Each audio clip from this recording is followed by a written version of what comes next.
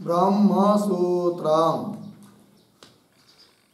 ब्रह्मसूत्र ग्रंथ में page number 1102 और 1102 पेज के ऊपर से 3 नंबर की पंक्ति है।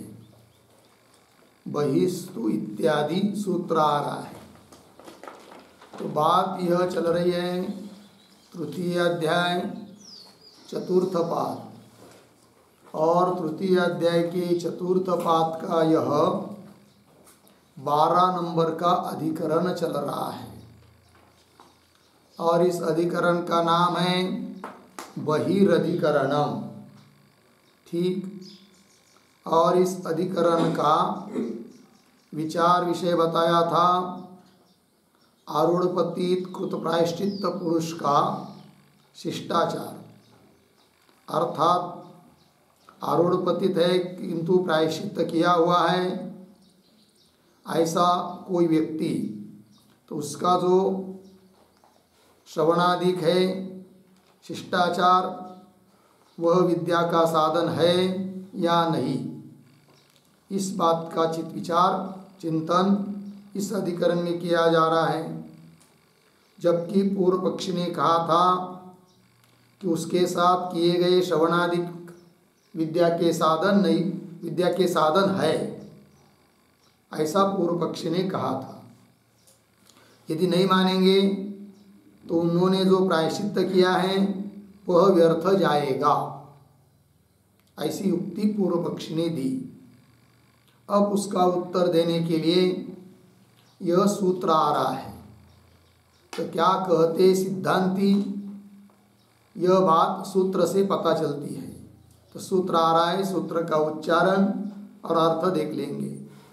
सूत्र है बहिस्तु भयथापि स्मृतेराचाराच्च। बहिस्तु भयथापि स्मृतेराचाराच्च। ठीक। आइए इस सूत्र का अर्थ पहले लिख लेते हम लोग। लिखेंगे सूत्रावतरणम बराबर कृत प्रायश्चित्तानाम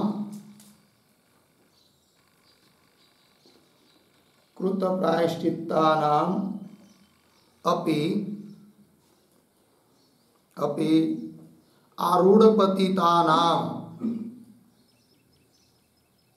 आरूढ़पतितानाम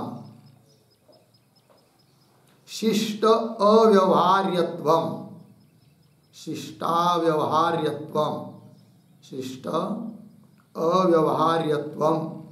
आह बहिहि इति। फिर नीचे की पंक्ति में सूत्रम बहिस्तु भयथापि स्मृतेराचाराच्च 3, 4, 43 पदच्छेद। बहिहि तु उभयथा अपि स्मृतेः आचारात् च। सूत्र के पदों का थोड़ा अन्वय। तो उभयथा अपि, फिर पीछे बहिहि तु, आगे स्मृतेः च आचारात्, स्मृतेः च आचारात्। फिर नीचे पदार्थोक्ति प्रतीक है उभयथा अपि बराबर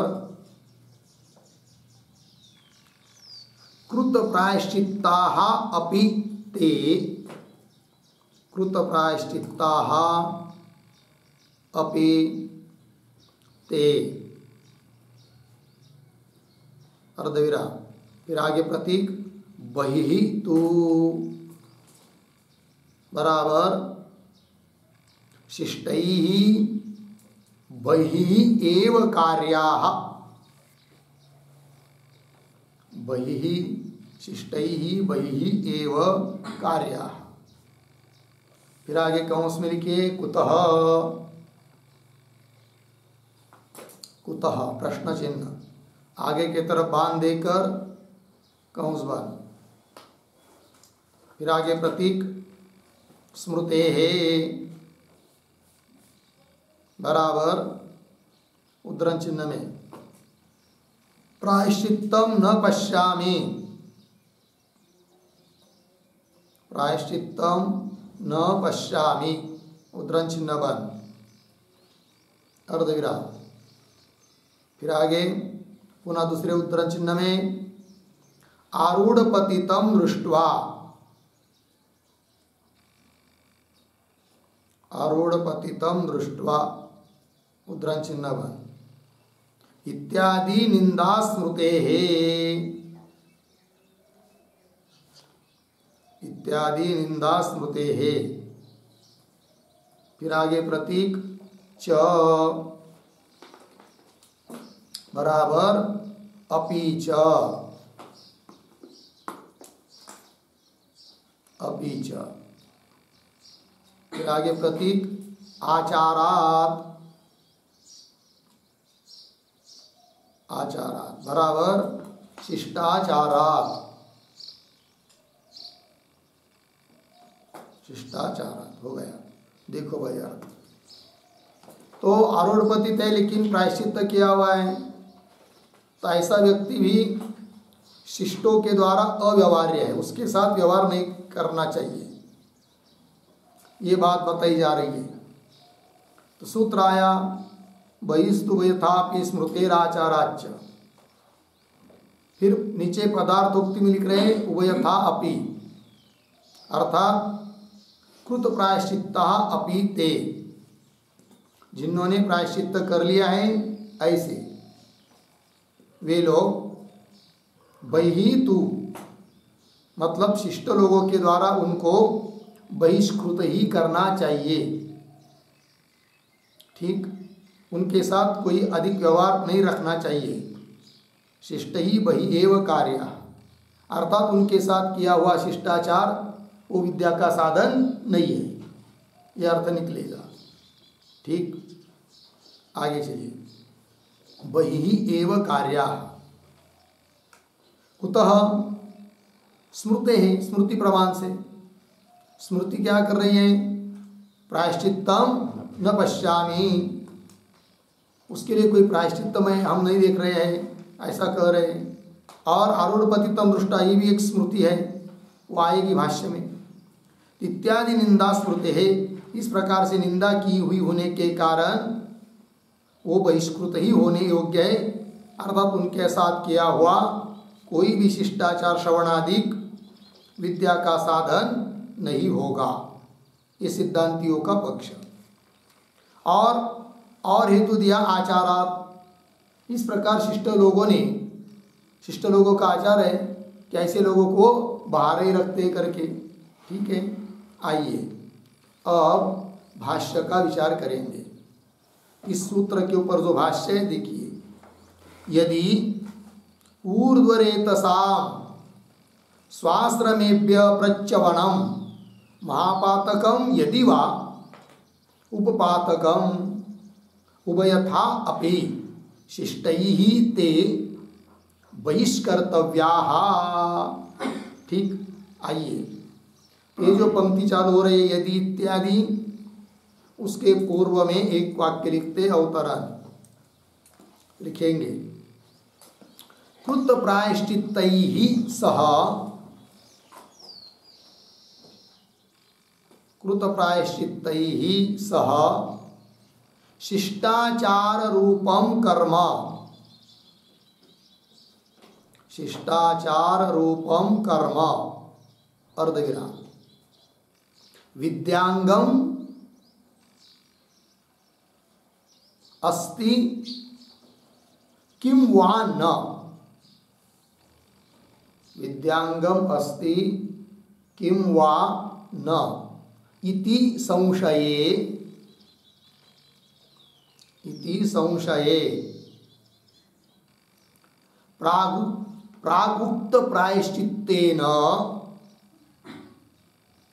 प्रागुक्त प्रायश्चित्तेन एव तेषां व्यवहार्यता सिद्धेः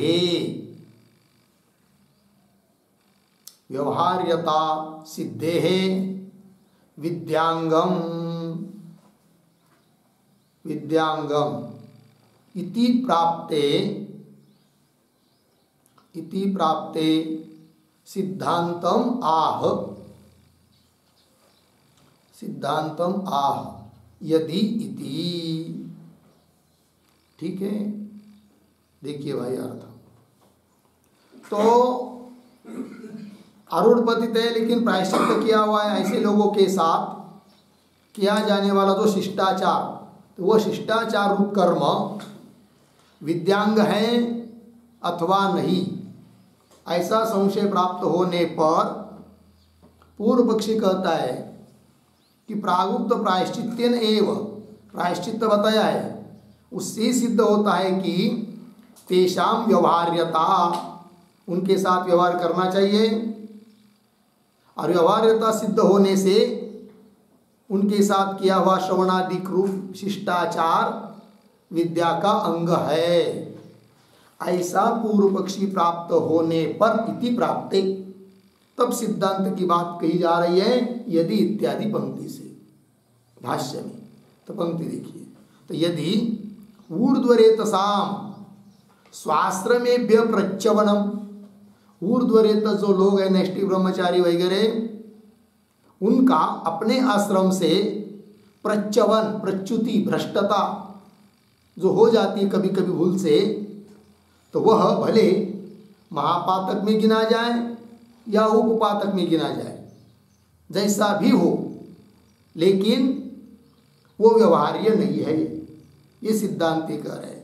उनका प्रच्यवनम महापातकम यदि वा उपपातकम उभयथापि, दोनों में से किसी भी प्रकार का हो क्यों न हो, किंतु शिष्टैहि, शिष्ट लोगों के द्वारा, वेद को प्रमाण मानने वाले लोगों के द्वारा क्या ते बहिष्कर्तव्याः भवन्ति इत्यर्थः। ते ऊर्ध्वरेतस, ऐसे जो आरूढ़ पतित ऊर्ध्वरेतस है उनका बहिष्कार ही करना चाहिए, या शिष्ट लोगों के द्वारा वो बहिष्कृत ही होने योग्य है, ये बात कह दी सिद्धांतियों ने। आगे चलिए, आरूढ़ो नैष्टिकम धर्मम यस्तु प्रच्यवते पुनः प्रायश्चित्तम न पश्यामि येन शुद्धेत स आत्महा इति।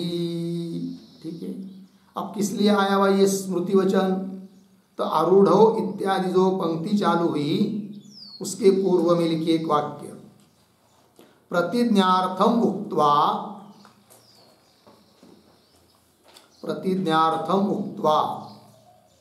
हेतुद्वयं व्याकरोति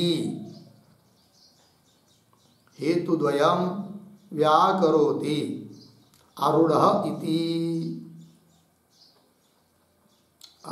इति। ठीक है, देखो भाई, जिस अर्थ की प्रतिज्ञा की है कि उनको बहिष्कार ही करना चाहिए इत्यादि, उस प्रतिज्ञार्थ को कहकर अब उसके लिए दो हेतु को बता रहे हैं, उसका स्पष्टीकरण कर रहे हैं, व्याख्यान कर रहे हैं, व्याकरोति आरूढ़ इत्यादि पंक्ति से।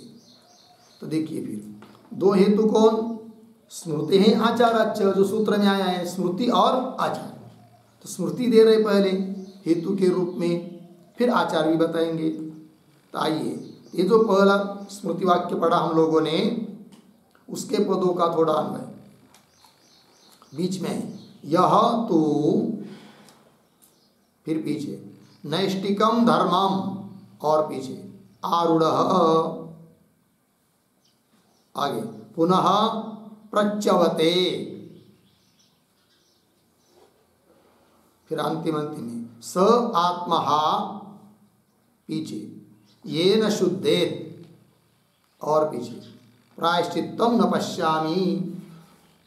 अर्थ देखिए, यह तो जो कोई व्यक्ति नैष्टिकम धर्मम आरूढ़, नैष्टिक धर्म में आरूढ़ हुआ है, नैष्टिक व्रत का स्वीकार कर लिया है, नैष्टिक ब्रह्मचारी की दीक्षा ली है, किंतु पुनः प्रच्यवते, किंतु बाद में कुछ काल के बाद भूल से प्रमाद से उसका प्रच्यवन हुआ, भ्रष्ट हुआ, अपना व्रत उससे छूट गया, तब क्या भाई?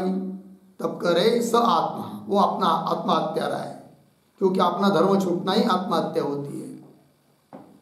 शरीर को कोई फांसी लेता है, सचमुच वो आत्महत्या नहीं, वो तो शरीर हत्या है कि नहीं? किंतु आत्महत्या मतलब अपने धर्म से हट जाना, जो अपना कर्तव्य कर्म है वो छोड़ देना, यही आत्महत्या है। क्योंकि अपने वास्तविक स्वरूप तक वो जा ही नहीं सकता है जो अपने धर्म को छोड़ता है। अतः अपने स्वरूप, अपने धर्म को, अपने स्वरूप को, आत्मस्वरूप को प्राप्त नहीं हो पा रहा है, संसार में अड़का हुआ रहेगा, अतः वो आत्महत्या कहलाता है। तो स आत्मा ये न शुद्धेत, जिससे शुद्ध हो सके, इस प्रकार का प्रायश्चित्तम न पश्यामि, ऐसा कोई मैं प्रायश्चित्त नहीं देख रहा हूँ, ये बात बताया है। और आगे चलिए, दूसरी स्मृति, आरूढ़ पतितम विप्रम मंडलाच्च विनिसृतम उद्बद्धम कृमिदष्टम च स्पृष्ट्वा चांद्रायणम चरेत इति च एवमादि निंदातिशय स्मृतिभ्यः। ठीक है, देखिए भाई अर्थ तो अन्वय तो सरल है, अर्थ देखिए। क्यों? विप्रम ये विशेष पद होने के कारण उसको सभी विशेषणों के बाद ले जाइए। तो कैसा? आरूढ़ पतितम एक, मंडलाच्च विनिस्मृतम विप्रम, और कैसा? उद्बद्धम कृमिदष्टम च विप्रम स्पृष्ट्वा चांद्रायणम चरेत। ठीक, उद्बद्धम ऐसे ही पद है ना। आइए, तो आरूढ़ पतितम विप्र का विशेषण है भाई। कैसा विप्र? कैसा? आरूढ़ पति, अपने धर्म से च्युत हुआ विप्र ब्राह्मण कोई, और मतलब उच्चाश्रम को पहुंचा हुआ आरूढ़ पतित हो जाता है तो वह भी। और फिर मंडलाच्च विनिसृतम, दूसरा विशेषण, कि वह जो ऐसा कि आरूढ़ पतित तो नहीं है, किंतु मंडल से उसको निकाल दिया गया है। मंडल से मतलब क्या? मंडलाच्च, इसका अर्थ लिखिए अपनी स्वजाति से, स्वजातितः, स्वजातितः, उसके अपने जाति वाले लोगों ने उसको जाति के बाहर कर दिया है, विनिसृतम, च्युत कर दिया है, हटा दिया है। ऐसा भी यदि कोई विप्र हो। और उद्बद्धम, उद्बद्धम का मतलब होता है जिसने अपने को उल्टा टांग लिया। उल्टा टांग लेना का मतलब जिसने आत्महत्या की है, शरीर हत्या जिसको बोलते हैं ना हम लोग, उसको कहते हैं उद्बद्धम, उद्बद्धम। ऐसा यदि कोई विप्र है तो उसको भी स्पर्श नहीं करना चाहिए। आत्महत्या जो व्यवहार में शब्द प्रचलित है, आत्महत्या करके लोग फांसी लेते हैं ना, वो बहुत बड़ा पाप है। कैसा भी प्रसंग यदि आ जाता है तो भी उस प्रकार का विचार भूल से भी नहीं करना चाहिए आत्महत्या का, क्योंकि बहुत सारे पर्याय किसी भी संकट से बाहर निकलने के लिए हो सकते हैं। आत्महत्या कोई पर्याय थोड़ी है। भले चाहे देश छोड़ के चले जाए, दूसरे राज्य में चला जाए, नर्मदा किनारे चले जाए, तपश्चर्या करने लग जाए, कुछ भी कर सकता है। बहुत पैसा वैसा नहीं है और बहुत कर्जे वर्जे हो तो नौकरी करे, चाहे कुछ भी करे, लेकिन वो विचार नहीं करना चाहिए कि आत्महत्या का, क्योंकि इतना बढ़िया शरीर भगवान ने जो दिया है मोक्ष प्राप्त करने के लिए, वो पुनः बार बार मिलने वाला नहीं है। और यदि कोई आत्महत्या करता है तो भगवान भी रुष्ट हो जाते हैं, क्रोधित हो जाते हैं। अरे मैंने दया करके इसको मनुष्य जन्म में भेजा और इसने इसका महत्व नहीं समझा, इस प्रकार कर लिया, तो पुनः उसको फिर से मनुष्य जन्म प्राप्त होने का अवसर नहीं मिलता है कई कल्पों तक, इसलिए वो विचार भूल से भी नहीं होना चाहिए। ठीक, आइए तो उद्बद्धम कृमिदष्टम, किसी कीड़े ने, जहरीले कीड़े, चाहे कोई कीड़ा हो चाहे उसने काट लिया हो, ऐसा कोई यदि विप्र है, ये सभी विशेषण इसमें से किसी भी विशेषण से युक्त है विप्र, तो उसके साथ स्पर्श भी नहीं करना चाहिए। और यदि स्पर्श होता है भूल से तो हाँ, स्पृष्ट्वा, यदि स्पर्श होता है तो उसके बाद चांद्रायणम चरेत, चांद्रायण नाम का व्रत करे, ऐसा बताया गया है। तात्पर्य क्या, इतिच एवमादि निंदा अतिशय स्मृतिभ्य, इस प्रकार की अत्यंत निंदा की गई है आरूढ़ पतित की, अर्थात इससे सिद्ध होता है कि वह किसी भी प्रकार के व्यवहार योग्य नहीं है, अर्थात उसके साथ अन्य लोगों ने कोई भी व्यवहार नहीं करना चाहिए। तो बोलेंगे फिर उसने प्रायश्चित्त किया है, वो क्या व्यर्थ हो जाएगा? व्यर्थ नहीं होगा। उस प्रायश्चित्त से उसकी आमुष्मिक शुद्धि हो गई है, जिससे वो अपना कल्याण कर सके। इस प्रकार का साधन करके वो अपना कल्याण कर सकता है, उसके लिए वो शुद्ध हुआ। किंतु ऐहिकी शुद्धि उसकी नहीं होती है, व्यवहार योग्य होने के लिए उसकी शुद्धि नहीं होती है, अतः उसका बहिष्कार करना चाहिए। ये सिद्धांत पक्ष। स्मृतिभ्य, फिर एक हेतु ये हुआ और दे रहे शिष्टाचाराच, ये दूसरा हेतु है। तो शिष्टों का ऐसा आचार भी है, लोग ऐसे व्यक्ति को बाहर ही कर देते, बहिष्कृत ही कर देते, ऐसा देखा भी जाता है। ठीक, आइए तो शिष्टाचाराच, ये जो शब्द है विशेष हेतु, उसके ऊपर एक वाक्य लिखिए, टिप्पणी लिखेंगे। इत्यादि स्मृतिलिंगात, इत्यादि स्मृतिलिंगात आचाराच, आचाराच परलोक अशुद्धेः, परलोक अशुद्धेः अपनीतत्वे अपि, अपनीतत्वे अपि अव्यवहार्यत्व अवगमात्, अव्यवहार्यत्व अवगमात् न तैः सह व्यवहार रूप आचारस्य, व्यवहार रूप आचारस्य विद्यांगत्वं भवति, विद्यांगत्वं भवति इत्यर्थः। ठीक, देखो भाई अर्थ। तो स्मृति और हेतु शिष्टाचार दो दिया। इत्यादि स्मृतिलिंग से और आचार से क्या मालूम पड़ता है कि ऐसा जो आरूढ़ आदि व्यक्ति है उसका क्या परलोक अशुद्ध है अपनी तत्वे भी, उसमें जो परलोक या मोक्ष प्राप्त होने के लिए जो उसमें अशुद्धि थी, उस अशुद्धि का अपनयन होने पर भी, नाश होने पर भी, क्योंकि प्रायश्चित्त कर लिया उसने, तो अपनयन होने पर भी अव्यवहार्यत्व अवगमात्, इन दो हेतुओं से, स्मृति और आचार, इन दो हेतुओं से उसमें, उस आरूढ़पतिकृत प्रायश्चित्त व्यक्ति में अव्यवहार्यत्व मालूम पड़ रहा है, अर्थात उसके साथ व्यवहार नहीं करना चाहिए ये मालूम पड़ रहा है। अव्यवहार्यत्व अवगमात् न तैः व्यवहार रूप आचारस्य विद्यांगत्वं भवति, न कानो भवति के साथ, इसलिए तैः उसके साथ कोई भी व्यवहार रूप श्रवणा मननादि ध्यान यज्ञ आगादिक कोई भी आचार रूप अंग आचारस्य विद्यांगत्वं न भवति, वो आचार विद्या का अंग नहीं होता है। ये बात बता दी, हो गया। आइए आगे भाष्य की अंतिम पंक्ति। न ही यज्ञाध्ययन विवाहादीनि तैः सह आचरन्ति शिष्टाः। ठीक, शब्दों का थोड़ा अन्वय। ही अंतिम शब्द, शिष्टाः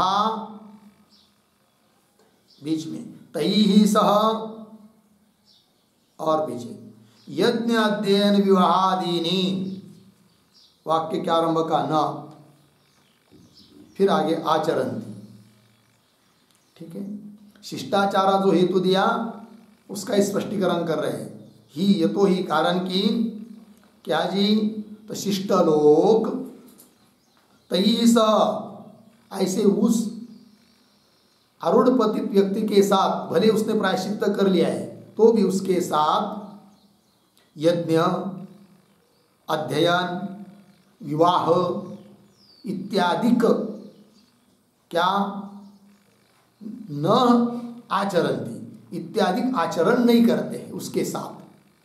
न उसके साथ बैठकर यज्ञ करते हैं, न अध्ययन, न विवाह, कुछ भी नहीं करते हैं। अर्थात शिष्टों के द्वारा वो बहिष्कृत किया हुआ है, स्मृति भी कह रही है।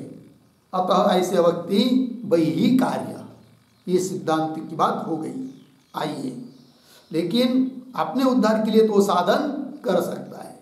कोई भी कितना भी आरूढ़ पतित हो तो भी उसके लिए प्रायश्चित्त है, और प्रायश्चित्त करने के बाद वह अपने उद्धार का साधन, उसका अनुष्ठान स्वयं कर सकता है।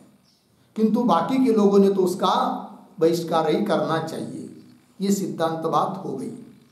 चलते हैं, इसके साथ ये 43 नंबर के सूत्र का भाष्य पूरा हुआ और 12 नंबर का अधिकरण भी समाप्त हुआ। फिर आगे 13 नंबर का अधिकरण स्वाम्य अधिकरणम। इस अधिकरण का नाम है स्वामी अधिकरणम, स्वाम्य अधिकरणम। 3 सूत्र का यह अधिकरण है, 44, 45, 46। आइए, इस अधिकरण के भी जो 6 अंग हैं उनको हम लोग लिख लेते हैं। तो शीर्षक देंगे स्वाम्य अधिकरणम, फिर उसके नीचे के पंक्ति में कौंस में लिखेंगे ऋत्विकृत अंग ध्यानस्य, ऋत्विकृत अंग ध्यानस्य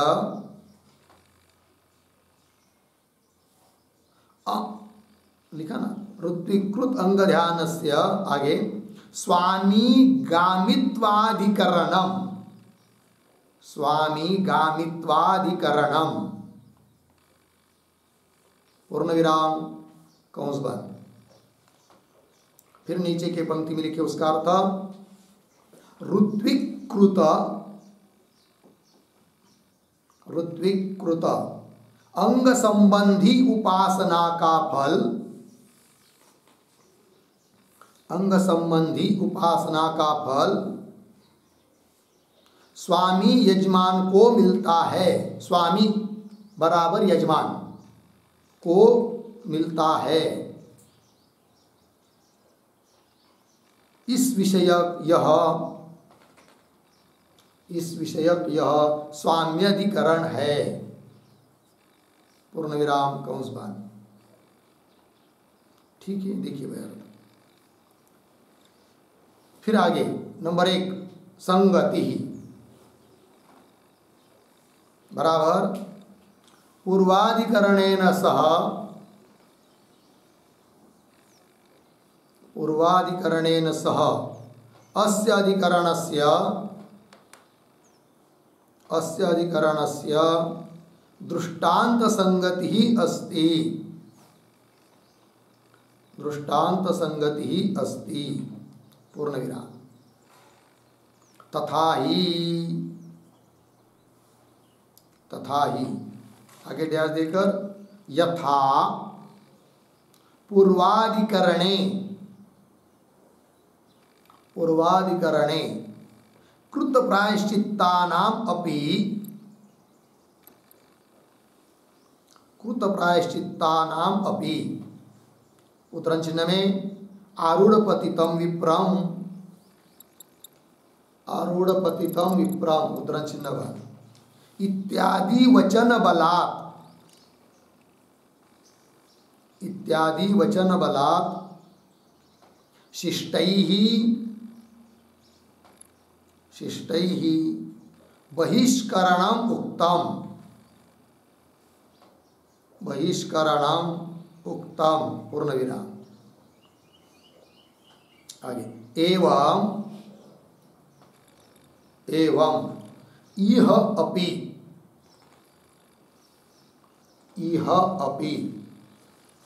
उद्धरण चिन्ह में अंगकर्ता एव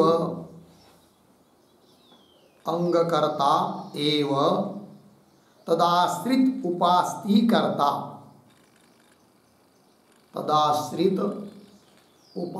कर्ता उद्धरण चिन्ह बन इति उत्सर्गतः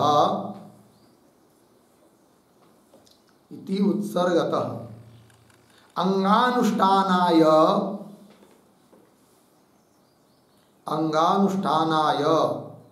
प्रवृत्तानाम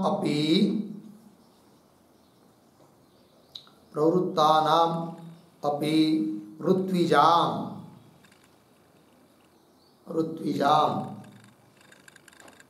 आगे उद्धरण चिन्ह में वर्षति हास्मयी ह अस्मयी हास्मयी उद्धरण चिन्ह वन इत्यादि वचन बलात्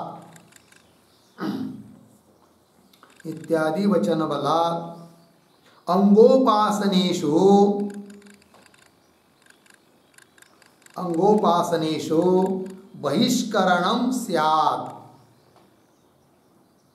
बहिष्करणं स्यात् पूर्ण विराम इति एवं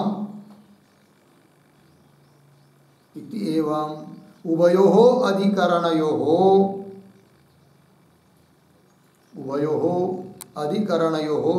दृष्टांत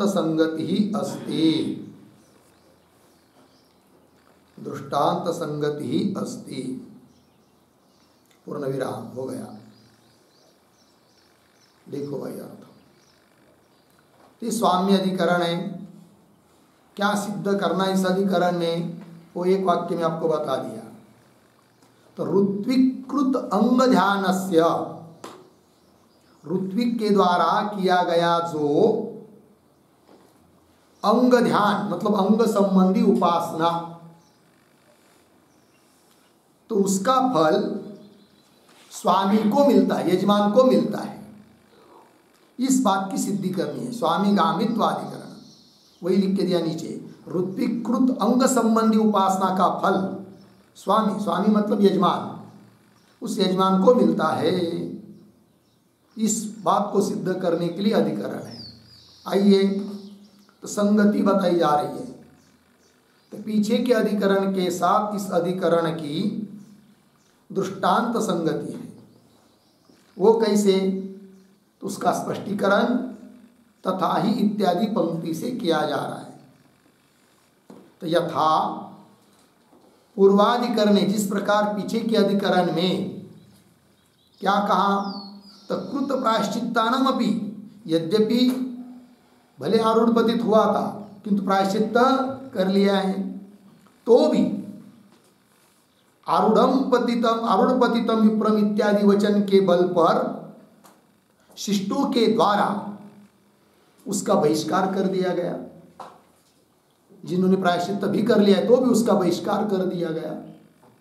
उसी प्रकार एवं यह अपि, इस अधिकरण में भी क्या, तो ये जो उत्सर्ग होता है सामान्य नियम क्या कि अंग करता एव तदाश्रित उपास्ति करता, जो उस यज्ञाधिक के अंगों को करता है वही व्यक्ति उस अंग के आश्रित रहने वाली उपासना को करता है। ये सामान्य नियम हुआ। तो इस उत्सर्ग के आधार पर, उत्सर्ग मतलब सामान्य नियम, इसके आधार पर अंगानुष्ठानाय प्रवृत्तानाम अपि ऋत्विजाम, तो अंग का अनुष्ठान करने के लिए प्रवृत्त हुआ है कौन? ऋत्विक लोग। यज्ञ करने के लिए जिन ब्राह्मण आदियों को बुलाया उन ऋत्विक लोग वो यज्ञ के अंग आदि करने के लिए प्रवृत्त हुए हैं। और नियम क्या कह रहा है? जो अंगों का करता है वही उस अंग के आश्रित रहने वाली उपासना को करता है। उत्सर्ग सामान्य नियम। अतः उन अंग का अनुष्ठान करने के लिए प्रवृत्त हुए जो ऋत्विक लोग वे ही उपासना करने के लिए प्रवृत्त होंगे, क्योंकि सामान्य नियम है। किंतु पूर्व पक्षी कहता है कि जैसे पीछे के अधिकरण में प्रायश्चित्त करने पर भी उस वचन के बल पर शिष्टों ने उसका बहिष्कार कर दिया, उसी प्रकार भले सामान्य नियम के आधार पर अंग का अनुष्ठान करने के लिए प्रवृत्त हुए ऋत्विक लोग, वो भी नियम से उन उपासना का अनुष्ठान करने के लिए प्रवृत्त होंगे, किंतु नहीं होने चाहिए, उनका बहिष्कार होना चाहिए। क्यों? वचन के आधार पर। क्या वचन? वर्षति ह अस्मयी इत्यादि जो वचन है, यजमान को फल बताने वाला वचन है, वो आएगा भाष्य में। तो फल यदि यजमान को मिलने वाला है, ऐसा वचन कह रहा है, तो जिसको फल मिलने वाला है वही तो उसी को तो अनुष्ठान करना पड़ेगा। ऐसा तो नहीं चलेगा अनुष्ठान करेगा कोई अन्य और फल मिलेगा और दूसरे किसी को। और जबकि श्रुति, जबकि ये वचन कर रहा है, वर्षति इत्यादि वचन कर रहा है कि फल यजमान को मिल रहा है, अर्थात फिर उन अंग संबंधी उपासनाओं का अनुष्ठान भी यजमान को ही करना चाहिए। भले सामान्य नियम से ऋत्विज को करना चाहिए, प्राप्त हो रहा है, किंतु उसका त्याग देना चाहिए, पीछे के अधिकरण की तरह। अतः पीछे के अधिकरण के सिद्धांतों को दृष्टांत बनाकर इस अधिकरण में अपनी बात सिद्ध करना चाह रहा है पूर्व पक्षी।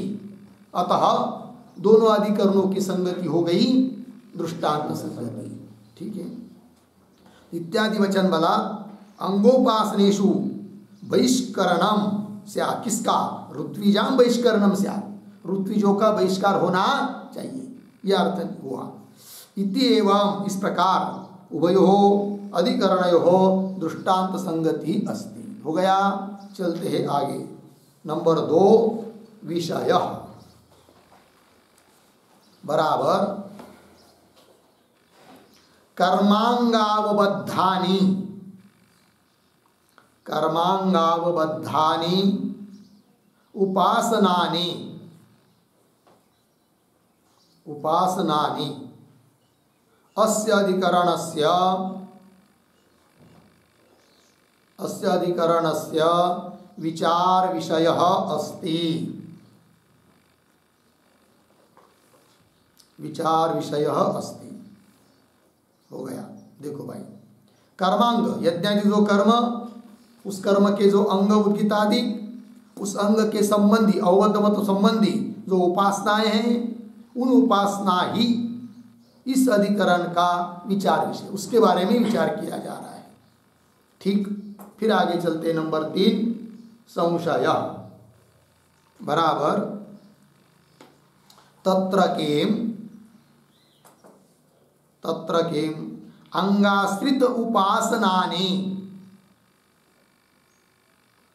अंगाश्रित उपासनानि यजमान कर्माणि, यजमान कर्माणि अथवा ऋत्विक कर्माणि, अथवा ऋत्विक कर्माणि इति भवति संशयः, इति भवति संशयः। ठीक। देखो भाई अर्थ, तत्र के अंगाश्रित उपासनानि, जो अंग है उद्गीत आदि, उन अंगों के आश्रित रहने वाली जो उपासनाएं हैं, उन उपासना का कर्ता कौन है? यजमान है या ऋत्विक है? अर्थात वो उपासना यजमान का कर्म है अथवा ऋत्विक का। तात्पर्य उन उपासनाओं का अनुष्ठाता कौन, यजमान या ऋत्विक? ये हो गया संदेह। यजमान कर्माणि अथवा ऋत्विक कर्माणि इति भवति संशय। ठीक। आगे चलते हैं। नंबर 4 पूर्व पक्ष, पूर्व पक्ष बराबर अंगावबद्धेषु उपासनेषु, अंगावबद्धेषु उपासनेषु यजमानः एव अनुष्ठाता, यजमानः एव अनुष्ठाता अर्धविराम, न ऋत्विजः, न ऋत्विजः पूर्णविराम। ध्यातुः फलश्रवणात्, ध्यातुः फलश्रवणात् पूर्णविराम। फलं तु यजमानस्य एव उचितम्, यजमानस्य एव उचितम् अर्धविराम। स्वामित्वात् पूर्णविराम। आगे तस्मात् फलिनः यजमानस्य एव ध्यातृत्वं भवति, एव ध्यातृत्वं भवति इति पूर्वपक्षः, इति पूर्वपक्षः। ठीक, देखो भाई अर्थ।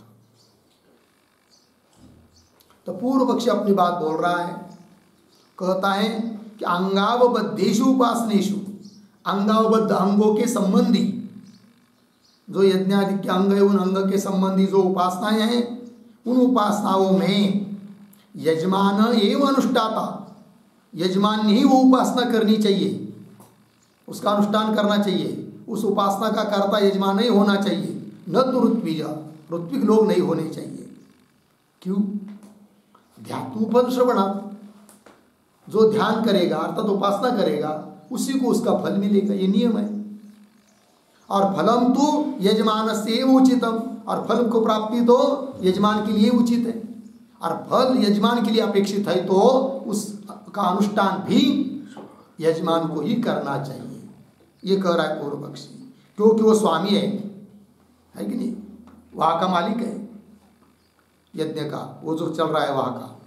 तस्मात् फलिनः यजमानस्य एव ध्यातृत्वम्, फलिनः मतलब फल प्राप्त हो जिसको होता है ऐसा जो यजमान, उसमें ही ध्यातृत्व, ध्यान कर्तृत्व अर्थात उपासना उसमें ही होनी चाहिए। ये हो गया पूर्व पक्षी। फिर आगे चलते हैं नंबर 5 सिद्धांत बराबर उपासनम ऋत्विजाम कर्म, ऋत्विजाम कर्म इति सिद्धांतः, इति सिद्धांतः पूर्णविराम। तथा ही उद्धरण चिन्ह में एवं विद उद्गाता ब्रूयात्, एवं विद उद्गाता ब्रूयात् उद्धरण चिन्ह बंद। इति वाक्य शेषे, इति वाक्य शेषे उद्गातुः, उद्गातुः उपासकत्वम्, उपासकत्वम् कौंस में लिखे अंगोपासनायाः, अंगोपासनायाः ऋत्विजाम अनुष्ठातृत्वम्, ऋत्विजाम अनुष्ठातृत्वम् कौंस बंद। आगे स्पष्टम श्रूयते, स्पष्टम श्रूयते पूर्ण विराम। आगे युक्तम च एतत्, युक्तम च एतत् पूर्ण विराम। आगे ऋत्विजाम, ऋत्विजाम अशेष कर्म अनुष्ठानाय, अशेष कर्म अनुष्ठानाय यजमानेन कृतत्वात्, यजमानेन कृतत्वात् पूर्ण विराम। तस्मात्, तस्मात् ऋत्विग्भिः, ऋत्विग्भिः कृतं, कृतं यजमानेन एव कृतं, यजमानेन एव कृतं इति, इति फलित्व उपपत्तेः फलित्व उपपत्तेः उपासनं ऋत्विजां कर्म भवति उपासनं ऋत्विजां कर्म भवति इति सिद्धांत हो गया। इति सिद्धांत ठीक देखो भाई अर्थ। तो सिद्धांती अपनी बात बोल रहे हैं।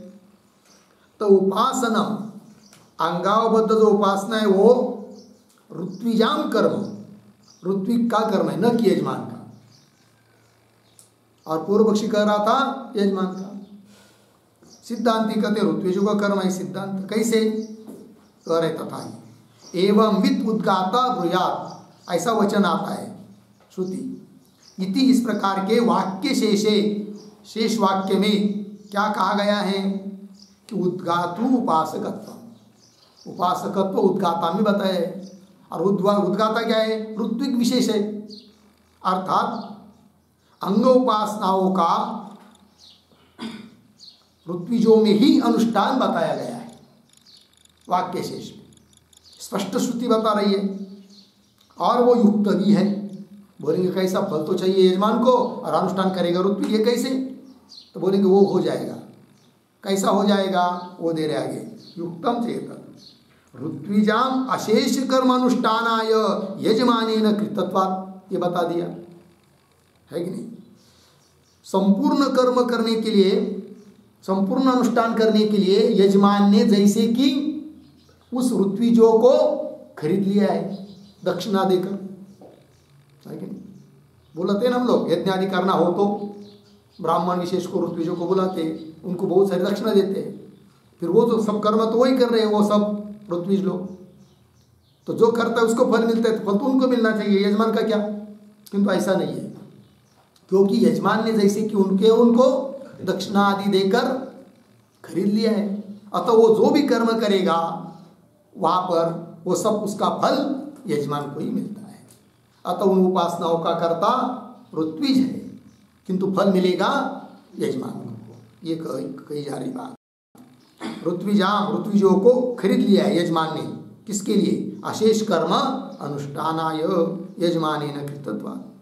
तस्मात्, इसलिए ऋत्विक भी कृतम, ऋत्विज लोगों ने किया हुआ जो भी अनुष्ठान उपासना दिए वे सब कृतम यजमाने ने एवं कृतम, जैसे कि यजमान ने ही कर लिया है, अतः उसको फल भी मिल जाएगा। इति फलित्व उपपत्ति, फल की भी उपपत्ति हो जाती है। ठीक। और उपपत्ति होने से उपासनम ऋत्विजाम कर्म भवति, उपासना ये ऋत्विजों का कर्म है। ये हो गया सिद्धांत की बात। किंतु कौन उपासना की बात चल रही है? अंग संबंधी उपासना। यज्ञादि करते समय जो अंग है उस अंग के संबंधी उपासना है, वहाँ की बात चल रही है। ठीक। और ऐसी जो अन्य अन्य उपासनाएं बताई गई है वेद में, शास्त्र में, उसका तो स्वयं अपने भी अनुष्ठान कर सकते हैं, वो बात अलग है। चलते हैं आगे। अब नंबर 6 प्रयोजना बराबर पूर्व पक्षे कर्तृत्व भोक्तृत्वयोः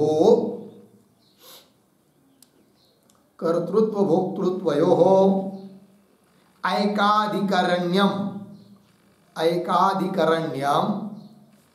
फलं भवति पूर्णविराम। सिद्धांते ऋत्विक कर्तृत्वं स्वाम्यधीनम इति परंपरया ऐकाधिकरण्यम फलं भवति। ऐकाधिकरण्यम फलं भवति पूर्णविराम। इति एवं उभयोः फलभेदः अस्ति।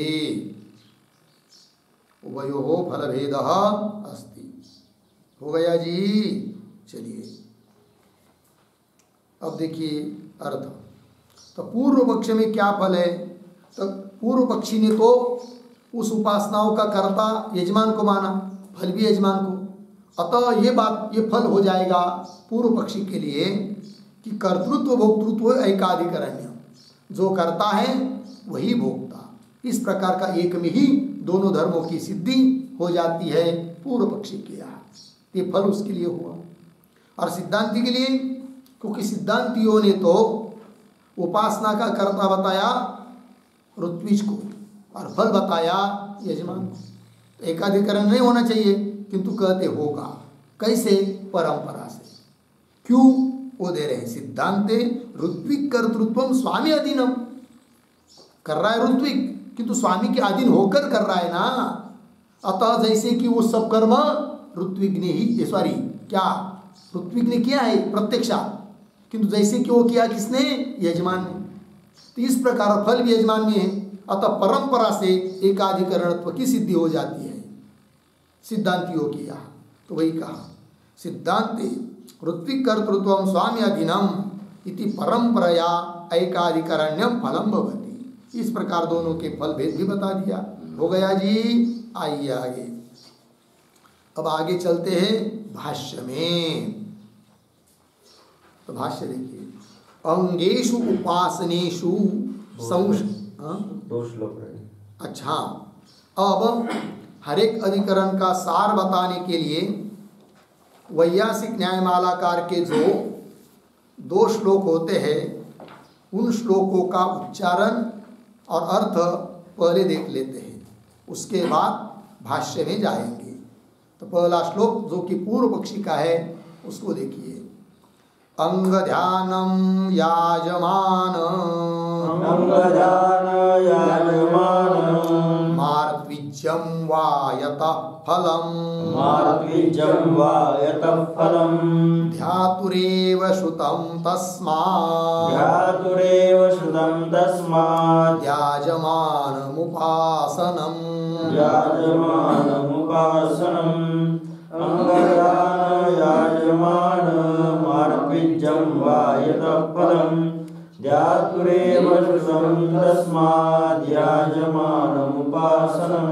ठीक पदच्छेद देखिए। अंग ध्यानम, व न के ऊपर अनुस्वार दिखाई नहीं देता है, उसको स्पष्ट कर लीजिए। अंग ध्यानम याजमानम आर्त्विज्यम वा यतः फलम, आगे ध्यातुः एव श्रुतम तस्मात्, और यहाँ पर एक दुरुस्ती है, याजमाम ऐसा हुआ है ना, तो क्या छूट गया? न, तो याजमानम ऐसा चाहिए। फिर अंतिम शब्द है उपासनम। ठीक है, याजमानम उपासनम। अब अन्वय शुरू पूर्वार्ध नहीं, पूरा श्लोक सरल ही है, अन्वय की कोई जरूरत नहीं। अब अर्थ देखिए, अंग ध्यानम याजमानम आर्त्विज्यम वा, ये विकल्प हुआ। क्या है अर्थ? अंग ध्यान मतलब अंग संबंधी जो उपासना है वो उपासना अर्थात ध्यान, अंग ध्यान, अंग संबंधी ध्यान उपासना, उसका कर्ता कौन है? याजमानम आर्त्विज्यम वा। याजमानम इसका अर्थ है यजमान कर्तृकम। क्यों? आर्त्विजम, आर्त्विजम का अर्थ है ऋत्विक कर्तृकम, है कि नहीं? याजमानम का अर्थ लिख के रखिए, चलो बाद में लिखते हैं। तो अंग ध्यानम याजमानम आर्त्विज्यम वा विकल्प हुआ। तब पूर्व पक्षी बोल रहा है यतः फलम ध्यातु एव, जिस कारण से कि फल किसको मिलता है? ध्यान करने वाले को ही मिलता है। अतः ध्यातु एव श्रुतम, ध्यान करने वाले को ही फल मिलता है, ऐसा श्रुति कहती है।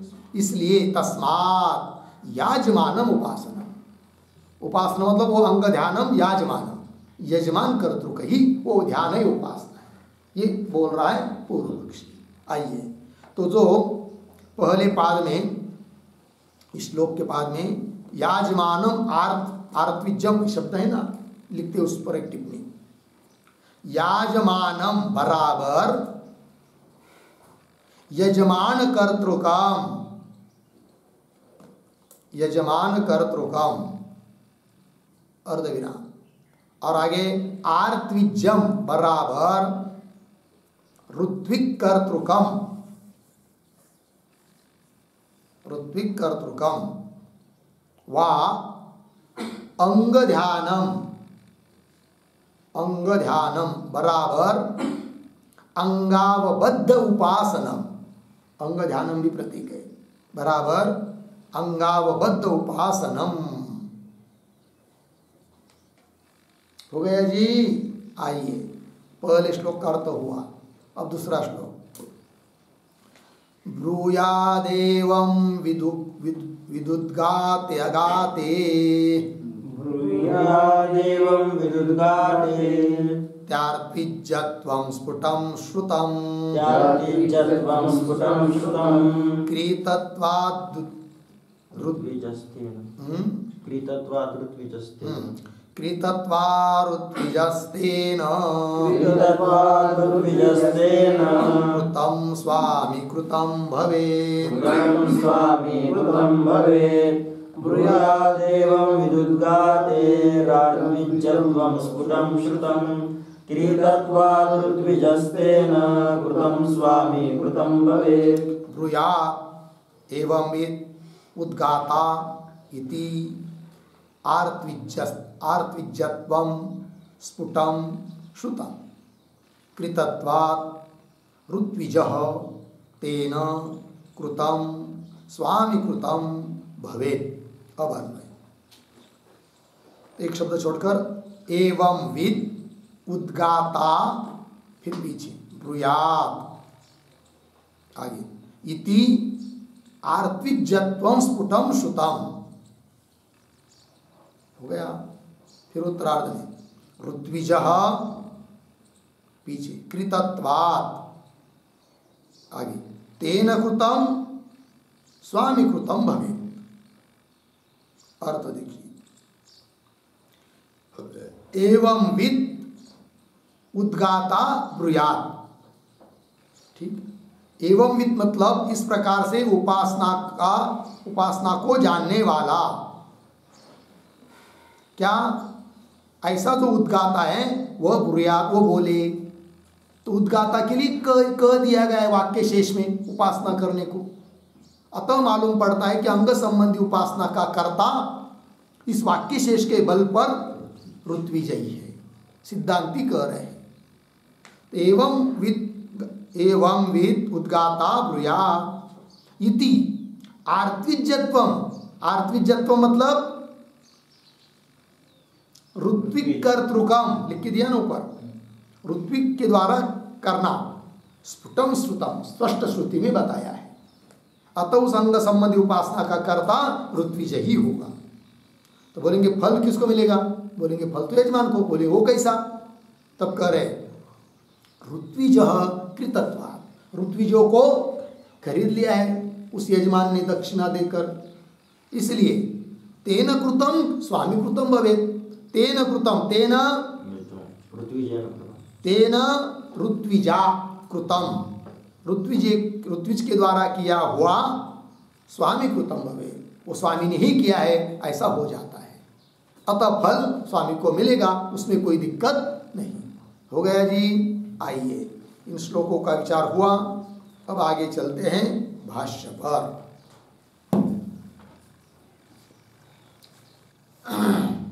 आइए, अंगेषु उपासनेषु, यही है ना, संशयः किम तानि यजमान कर्माणि अहोस्वित् ऋत्विक कर्माणि इति। ठीक है, तो ये जो पंक्ति है अंगेषु इत्यादि, उसके ऊपर लिखिए विचार विषय,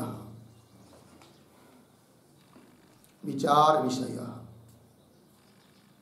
और उसके पूर्व में भी एक वाक्य लिखिए अवतरण के रूप में, लिखेंगे अंगाश्रित उपास्तिषु,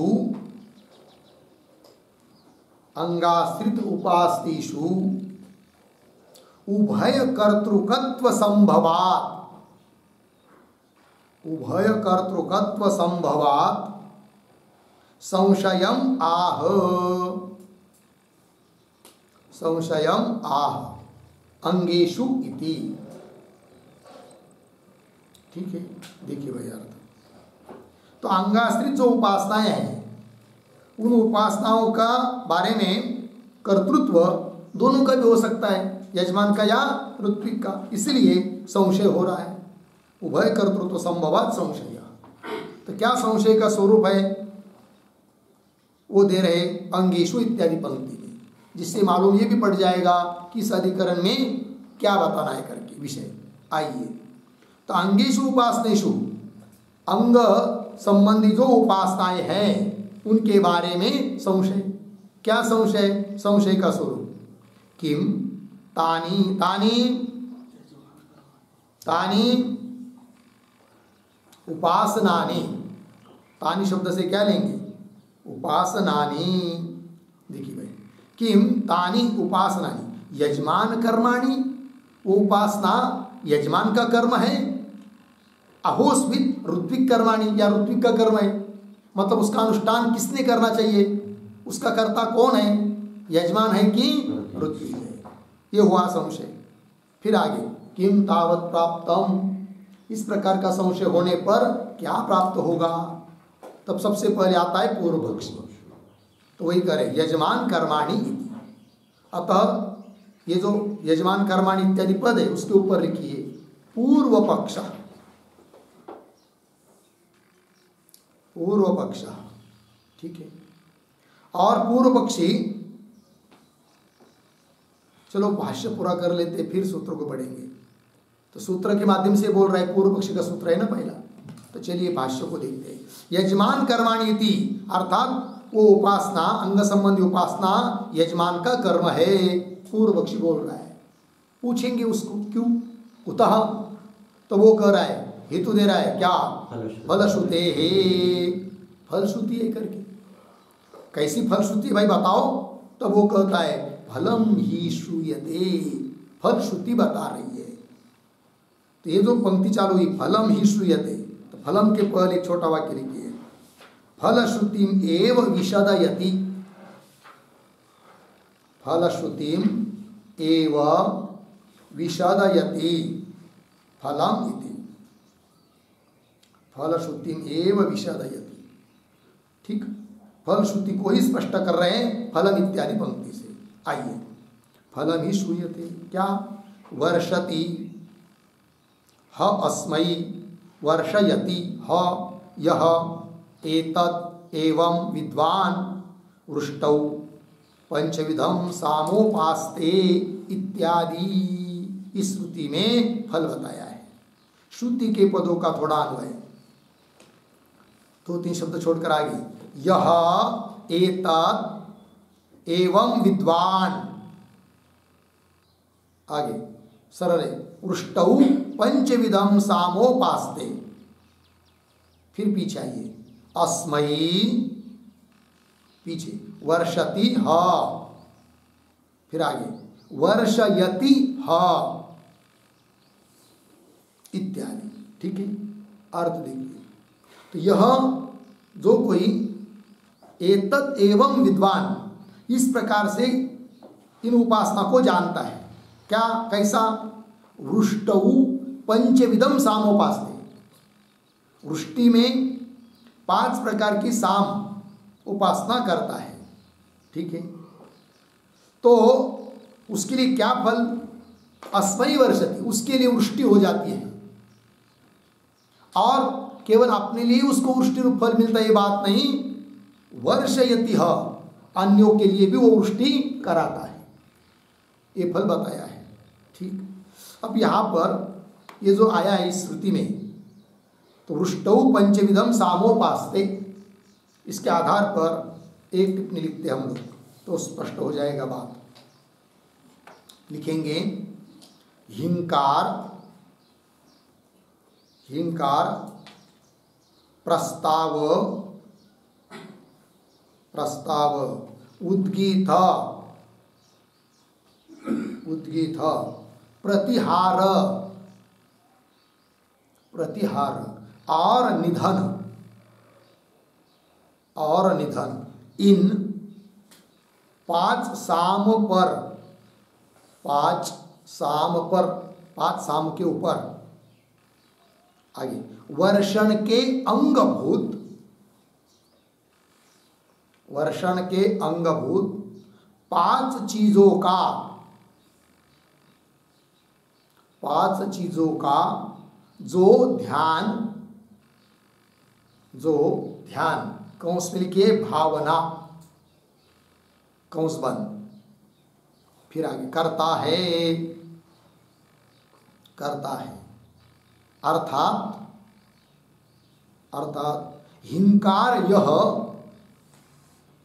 हिंकार यह पुरोवात बराबर पूर्व का वायु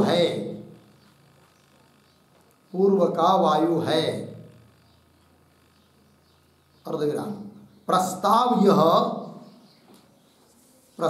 यह मेघ है, पूर्ण विराम। उद्गित यह वर्षा है, पूर्ण विराम। प्रतिहार यह मेघ गर्जना है,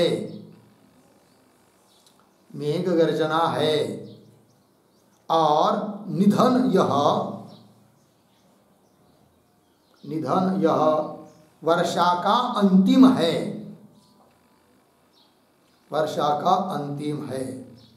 इस प्रकार जानकर जो 5 सामों की वृष्टि रूप से उपासना करता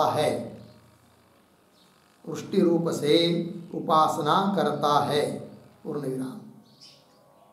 उसे वृष्टि रूप फल मिलता है, ठीक है। चलिए भाई, अर्थ सरल है। 5 साम का नाम बता दिया आपको, हिंकार प्रस्तावादी, और हिंकार प्रस्तावादी 5 साम क्या है उसका विचार पीछे एक बार हो चुका है, इसी अध्याय में, तीसरे अध्याय में, तीसरे पाद में। और 42 नंबर का सूत्र का भाष्य जब चल रहा था तो उस समय एक टिप्पणी लिख के दी थी, वहाँ पर उसका विचार हुआ है। तो कुल मिलाकर इस 5 प्रकार के साम पर जो इस प्रकार की भावना उपासना करता है उसके लिए वो फल मिलता है। तात्पर्य क्या, अंगभूत जो हिंकार आदि है उन पर भावना की जा रही है, उपासना, और जो कर रहा है भावना मतलब ध्यान अर्थात उपासना, उसको ही फल बताया है, साक्षात श्रुति ने बताया है। अतः इससे मालूम पड़ता है, श्रुति के बल पर मालूम पड़ता है कि अंगाश्रित उपासना का कर्ता कौन होना चाहिए, यजमान ही होना चाहिए, क्योंकि फल किसको मिलना है, यजमान को, और जिसको फल मिलना है वही तो करना पड़ेगा, उसको ही करना पड़ेगा। ये श्रुति के बल पर मालूम पड़ा। ये कह रहा है पूर्व पक्षी इत्यादि। आगे चलिए भाष्य में, तच्च स्वामिगामी न्यायम, ठीक, तच्च स्वामिगामी न्यायम, ये क्या है तच्च इत्यादि। तो तत् के पहले एक वाक्य लिखते अवतरण, श्रुतम अपि फलम, श्रुतम अपि फलम ऋत्विगतम किम न स्यात्, ऋत्विगतम किम न स्यात् इति आह तच्च इति आह तच्च इति। देखिए भाई, कोई कहेगा उस पूर्व पक्षी को, ठीक है क्या कि श्रुति ने कहा है फल, कोई बात नहीं, किंतु वह फल ऋत्विक ही मान लो, ऋत्विक को उपासना करने के लिए बताओ, उसका फल ऋत्विक को है कि नहीं। ऋत्विकतम किम न स्यात्, ऐसा कोई प्रश्न करता है, उत्तर दे रहा है वो पूर्व पक्षी, नहीं ऐसा कैसा, यजमान बेचारा इतना खर्च करेगा, इतना सब ये सब नियोजन करेगा और फल ऋत्विक को मिलेगा, ऐसी कोई बात हो सकती है। नहीं नहीं, वो तो फल यजमान में ही मानना युक्ति युक्त है, उचित है, वही कह रहा है। तच्च, तत् शब्द का अर्थ लिखिए फलम। तच्च मतलब वह फल स्वामीगामी न्याय्यम, स्वामीगामी, इसका अर्थ लिखिए यजमान गतम, यजमान में ही उसको उसका फल मानना उचित है। क्यों भाई, कारण क्या, हेतु दे रहा है वो। तस्य सांगे प्रयोगे अधिकृतत्वात्, तस्य तस्य यजमानस्य स्वामिनः, उसका यजमान का ही अधिकार है, किसमें, सांगे प्रयोग, अंग सहित प्रयोग में, है कि नहीं। तो अंग सहित, तो अंग, अंग के आश्रित उपासना और प्रयोग मतलब अनुष्ठान।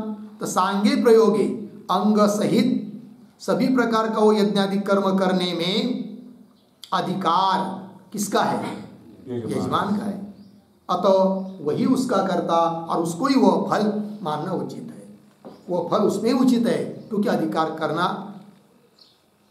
करने का अधिकार उसका ही है, इसलिए वो दे दिया। तस्य सांग प्रयोगे अधिकृतत्वात्, प्रयोगे अनुष्ठाने, सांग प्रयोग में, सांग अनुष्ठान में उसका ही अधिकार है। हो गया जी। अंग सहित कर्मानुष्ठाने, ऐसा अर्थ हो जाएगा सांगे प्रयोगे इसका, अंग सहित कर्मानुष्ठाने अधिकृतत्वात्, होगा इतना। आगे चलिए, अधिकृत अधिकारत्वाच्च एवं जातीय कस्य, कैसा पढ़ेंगे, एवं जातीय कस्य अधिकृत अधिकारत्वात्, ठीक। एवं जातीय कस्य मतलब, एवं जातीय कस्य शब्द का अर्थ लिखिए कर्मांगावबद्धस्य उपासनस्य, कर्मांगावबद्धस्य उपासनस्य, कर्म के अंग के संबंधी जो उपासना है, इस प्रकार के उपासनाओं का अधिकार किसका, जो यज्ञ आदि में अधिकृत है उसका ही अधिकार है। अधिकृत अधिकारत्व, जिसका इसमें अधिकार है उसमें ही उसका अधिकार है, और फल में भी फिर उसका ही अधिकार है, यह अर्थ होता है, ठीक। ये जो पंक्ति है अधिकृत अधिकारत्वात्, उसके आधार पर एक टिप्पणी लिखते हैं हम लोग, छोटी सी लिखेंगे, यथा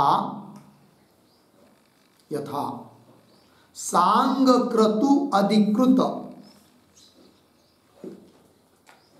सांग क्रतु अधिकृत अधिकारत्वात्, अधिकारत्वात् गोदोहनस्य फलम, गोदोहनस्य फलम क्रतु अधिकारी गतम भवति, क्रतु अधिकारी गतम भवति, क्रतु अधिकारी गतम भवति, पूर्णविराम। तद्वत् तद्वत् अंगोपासनस्य अपि फलम, अंगोपासनस्य अपि फलम तद्गताम, कौंस में लिखिए यजमान गतम, कौंस बंद, यजमान गतम एव इत्यर्थ, पूर्ण विराम। आगे कौंस में लिखिए जैसे, जैसे अंग सहित यज्ञ में, अंग सहित यज्ञ में अधिकृत का ही, अधिकृत का ही फल में अधिकार होने से, फल में अधिकार होने से गोदोहन आदि अंग, गोदोहन आदि अंग अनुष्ठान का फल, अंग अनुष्ठान का फल यज्ञ के अधिकारी को, यज्ञ के अधिकारी को प्राप्त होता है, प्राप्त होता है, पूर्ण विराम। वैसे ही, वैसे ही अंगोपासना का फल, अंगोपासना का फल यजमान को ही मिलता है, यजमान को ही मिलता है, इति हो गया। देखो भाई अर्थ तो बता रहे हैं, यथा सांग क्रतु अधिकृत अधिकारत्वा, जैसे अंग सहित, सांग मतलब अंग सहित, क्रतु मतलब यज्ञ, तो अंग सहित यज्ञ में जिसका अधिकार है, अधिकृत जो है, अधिकृत अधिकारत्वा मतलब इसमें अधिकृत जो है उसका ही फल में क्या होता है, अधिकार होने से, तो गोदोन आदि जो अंग है उस अंग का अनुष्ठान का फल भी यज्ञ के अधिकारी को प्राप्त होता है। ये दृष्टांत वैसे हुआ, तद्वत उस प्रकार अंगोपासना का फल भी यजमान को ही मिलेगा। ठीक है, अतः अंगोपासना का अनुष्ठान करता यजमान ही है, ये कह रहा है पूर्व पक्षी। आइए आगे चलते हैं फिर भाष्य में। फलम च कर्तरी उपासनानां श्रूयते, इतने पदों का थोड़ा अन्वय, च उपासनानां फलम, उपासनानां फलम कर्तरी श्रूयते।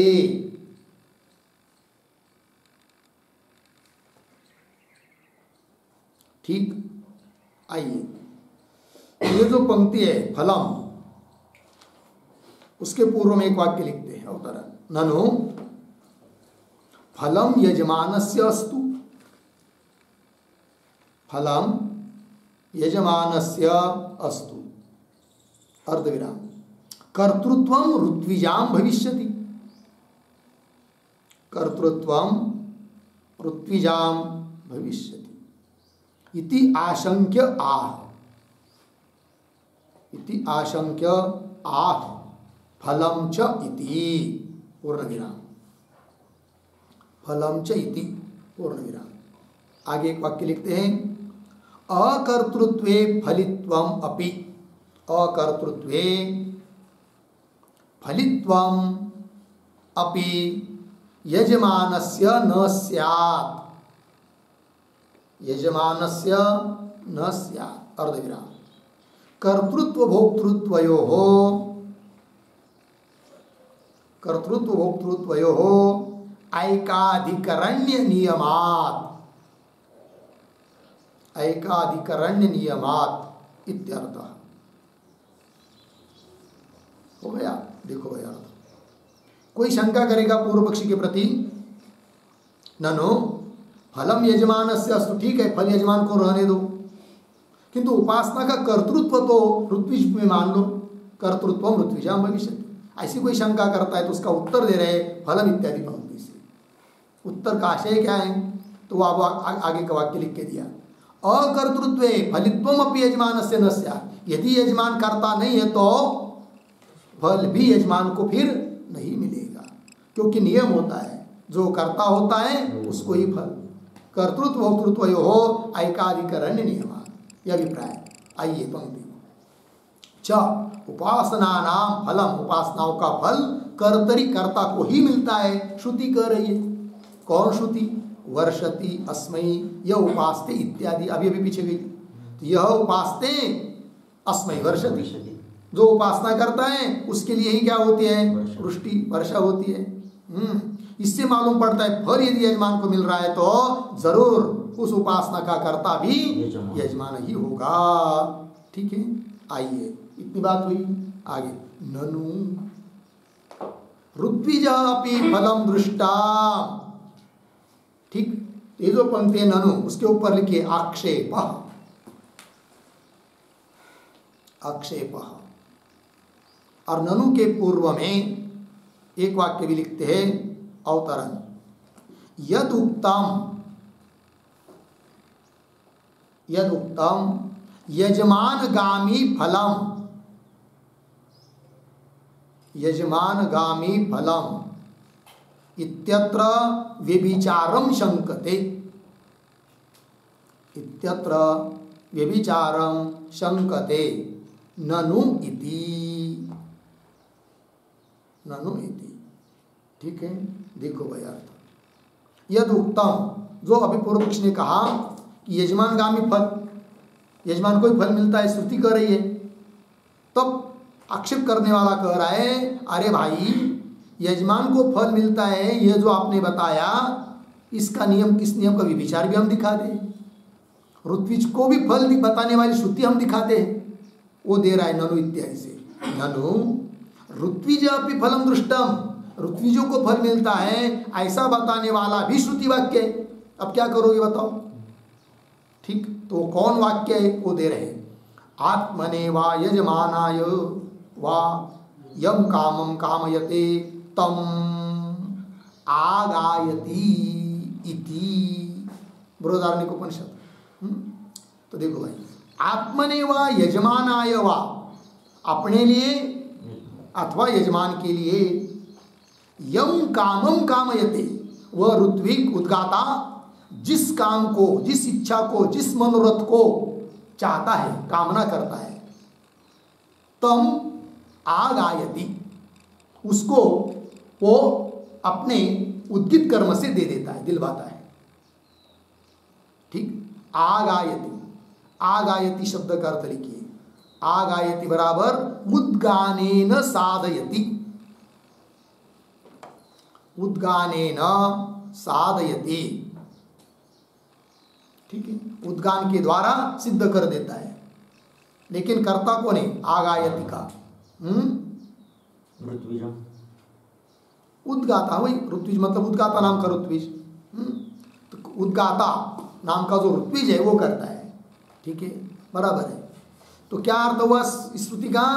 अपने लिए या यजमान के लिए वो उद्गाता नाम का जो ऋत्विज है वहां का, वह यम कामम कामयते, अपने लिए चाहे यजमान के लिए जिस भी काम को, जिस भी मनोरथ को प्रार्थना करता है, कामना करता है, इच्छा करता है, तम उसको आगायति, उस उद्गान के द्वारा दे देता है, सिद्ध कर देता है।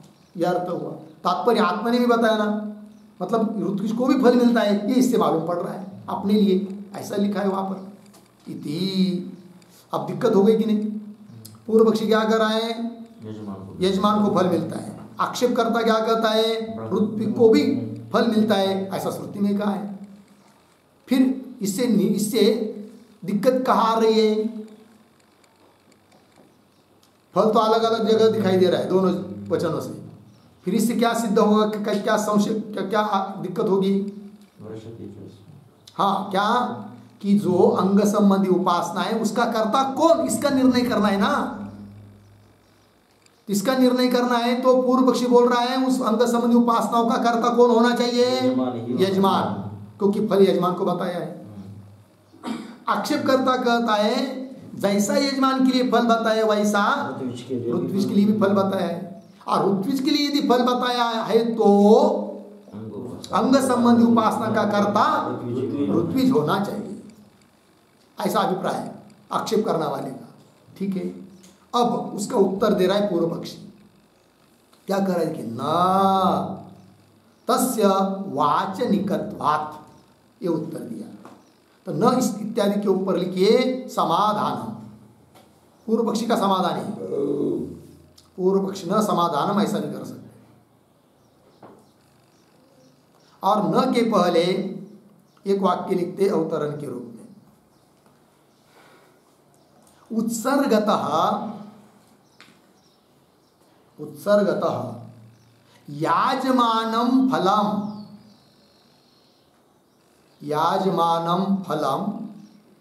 वचनात् क्वचित अपवादः स्यात् इति आह न तस्य पूर्ण विराम। आगे याजमानं फलम इति उत्सर्गस्य असति बाधक वचने सिद्धि इति अभिप्राय हो गया। देखिए भाई अर्थ तो अवतरण में लिखा कि उत्सर्गतः सामान्य नियम से याजमानम फलम, यजमान को ही फल मिलता है। पूर्व पक्षी बोल रहा है फलम, किंतु वचनात् उस श्रुति के वचन से क्वचित कहीं कहीं पर अपवाद हो जाता है। तो अपवाद के रूप में कभी कहीं पर वचन के बल पर ऋत्विज को फल मिल रहा है तो मिलने दो, किंतु सामान्य नियम से तो फल मिलेगा किसको? यजमान। ये कह रहा है पूर्व पक्षी।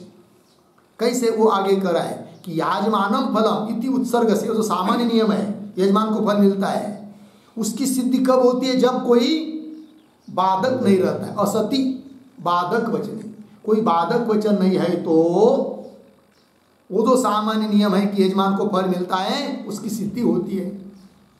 यदि कोई बाधक वचन आ जाता है तो भले उसके बल पर अन्य को भी मिल जाए, कोई दिक्कत नहीं। और यहाँ पर जो प्रकृत प्रसंग है, अंग संबंधी उपासना का अनुष्ठान कौन करे? तब पूर्व पक्षी कहता यजमान नहीं करे, क्योंकि फल यजमान को ही मिलना है और कोई बाधक वचन है नहीं, ऐसा वो बोल रहा है। ठीक, आइए भाष्य में। न तस्य वाचनिकत्वात्, वाचनिकत्वात् इसका अर्थ लिखिए अपवादात्मकत्वात्, अपवादात्मकत्वात्। ठीक है, अर्थात वो जो फल बताया है बृहदारण्यक उपनिषद की श्रुति में आत्मनि इत्यादि से, वो अपवादात्मक है। अतः हे आक्षेप करता, उस श्रुति के बल पर तुम इस बात को नहीं कह सकते हो कि पृथ्वी को भी फल बताया है, अतः अंग संबंधी उपासना का कर्ता पृथ्वी होना चाहिए, ये नहीं सिद्ध कर सकते हो। फिर कौन होगा उस उपासनाओं का कर्ता? यजमान ही होगा, क्योंकि फल भी यजमान को ही है। वही कह रहा है आगे, तस्मात् स्वामिनः एव फलत्वसु फलवत्सु उपासनेषु कर्तृत्वम् इति आत्रेयः आचार्यः मन्यते। ठीक, शब्दों का थोड़ा अन्वय। तस्मात् फलवत्सु उपासनेषु, पीछे स्वामिनः एव, आगे कर्तृत्वम्, आगे सरल है। ठीक, और ये जो पंक्ति चालू हुई तस्मात् इत्यादि, तो तस्मात् के पहले एक वाक्य लिखिए अवतरण, वाचनिक अपवाद अभावे, वाचनिक अपवाद अभावे तु उत्सर्ग स्थिति ही भवति, उत्सर्ग स्थिति ही भवति एव, उत्सर्ग स्थिति भवति एव इति उपसंवरति तस्मात् इति उपसंवरति तस्मात् इति। ठीक है, देखिए भाई अर्थ। तो वाचनिक रूप जो अपवाद है उसका अभाव रहने पर, अपवाद का अभाव रहने पर उत्सर्ग की स्थिति सिद्ध हो जाती है, ऐसा उपसंहार कर रहा है पूर्व पक्षी। आइए, तस्मात्, तस्मात् का अर्थ लिखिए फल भोक्तृत्वात्, फल भोक्तृत्वात् अर्थात फल का भोक्ता यजमान होने से, स्वामी होने के कारण उसका कर्ता भी वही है, ये कहना है। तस्मात् फलवत्सु उपासनेषु, फल वाली उपासनाओं में स्वामी न एव कर्तृत्व, उस उपासनाओं का कर्तृत्व किसमें है? स्वामी में ही है। क्यों? वो फल का भोक्ता है, तस्मात् करके दिया। इति ऐसा आत्रेय आचार्य मन्यते, ऐसे आत्रेय नाम के कोई आचार्य हो चुके हैं, उनका यह कहना है। ठीक है, ये 44 नंबर के सूत्र का भाष्य पूरा हुआ, किंतु सूत्र का अर्थ नहीं लिखा, अतः सूत्र का उच्चारण और अर्थ देख लेते हैं। तो सूत्र है स्वामिनः फलश्रुतेरित्यात्रेयः, स्वामिनः फलश्रुतेरित्यात्रेयः, वहाँ पर लिख के रखिए पूर्व पक्ष सूत्रम, ये पूर्व पक्षी का सूत्र है भाई। लिखते ही सूत्र का अर्थ लिखेंगे सूत्रावतरणम, सूत्रावतरणम बराबर कर्तृत्व भोक्तृत्वयोः, कर्तृत्व भोक्तृत्वयोः ऐकाधिकरण्य नियमात्, ऐकाधिकरण्य नियमात् अंगावबद्ध उपास्तीनाम, अंगावबद्ध उपास्तीनां कर्तृत्वं यजमानस्य एव स्यात्। यजमानस्य एव स्यात् इति पूर्वपक्षयति। इति पूर्वपक्षयति स्वामिनः इति। फिर नीचे के पंक्ति में सूत्रम स्वामिनः फलश्रुतेरित्यात्रेयः 3-4-44 पूर्व पक्षी सूत्र। पदच्छेद स्वामिनः फलश्रुतेः इति आत्रेयः। फिर नीचे की पंक्ति में पदार्थोक्ति प्रतीक है स्वामिनः बराबर यजमानस्य एव। यजमानस्य एव सांग प्रधान उपासनेषु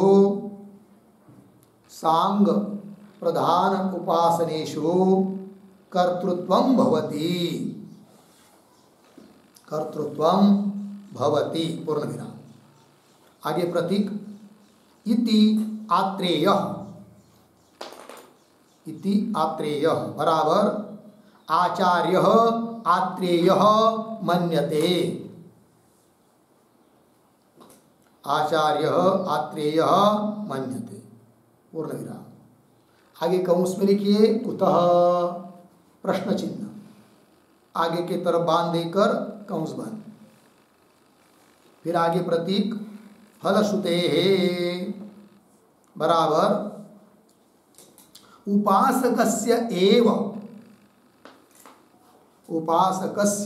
एव उत्तरण चिन्ह में वर्षति ह अस्मै उत्तरण चिन्ह बन वर्षति ह अस्मै उत्तरण चिन्ह बन। आगे इत्यादि फल श्रवणात्